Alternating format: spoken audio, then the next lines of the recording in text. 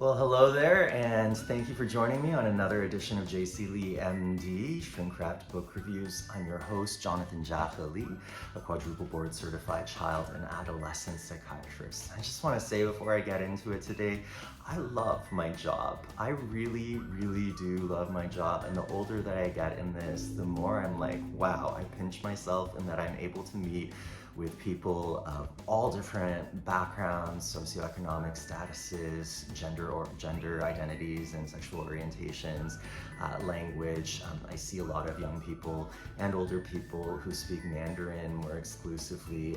And I just, often I pinch myself. So if you're a med student and you're at all, contemplating, you're not like a born ophthalmologist or, a born dermatologist or plastic surgeon, I would definitely give psychiatry a really good consideration. But anyway, I digress. On this portion of my channel, Shrink Wrap Book Reviews, I review a lot of the literature that people have suggested to me, people that I work with in my practice, people that I work with as colleagues, family members, people around the dinner table, books that have particular relevance to psychology, psychiatry, and just mental health in general. And today I have a very special 2-for review by Dr. Martha Stout, who's a psychologist.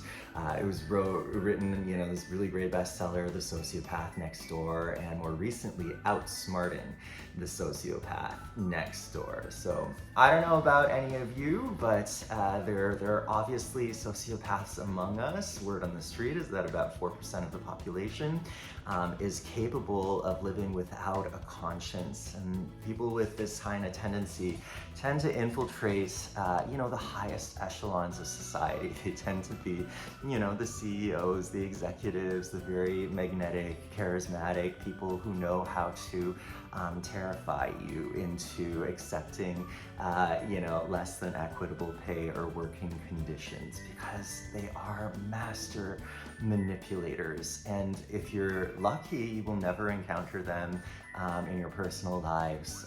You may just meet somebody on the street or at your local Target with this particular bent. But if you're like me and some of the other people that I know, and again, I can't make diagnoses at arm's length, but if you're like me and some of the other people I know who have encountered some people of this ilk, these books actually bring a lot of hope. I think while it can seem quite daunting to think that there are those among us who truly have no conscience, who use our empathy, our love, our social bonds, the best parts of our human nature against us, I think Stout presents a really great message of hope, particularly in Outsmarting, The Sociopath Next Door, in how to respond to these individuals. She paints some very clear vignettes of different sociopaths she's encountered, either personally or vicariously.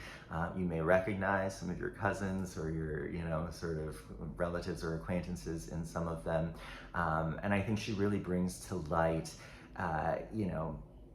some of the visceral reactions that can happen when we're in the presence of a sociopath.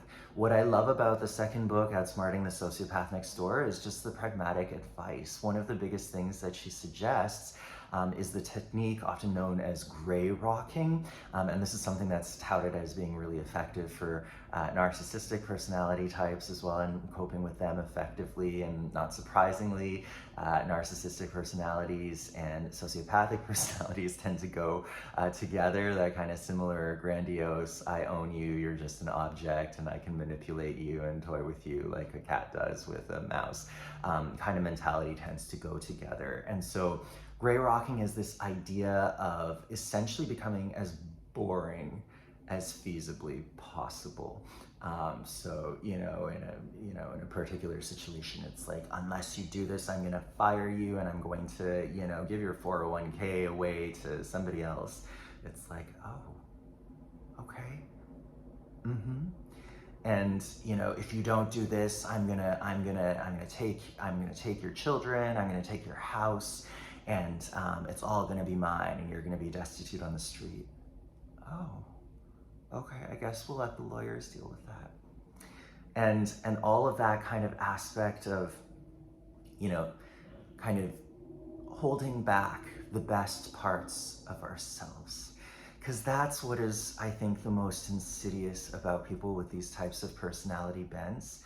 They take what is good in us, in society, and they bend it and contort it and manipulate it to their will, to bilk you of money, to bilk you of your dignity, of your identity, and to ultimately, quote unquote, win.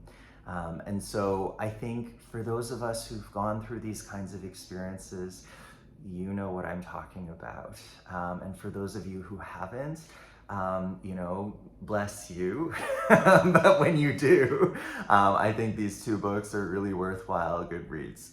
They were actually recommended to me by my best friend and groomsman's mother, Nancy Toran. Thank you so much, Auntie Nancy, who was a stalwart family law divorce attorney, and she has most definitely met a lot of these types in the field, in the trenches, and now so too have I.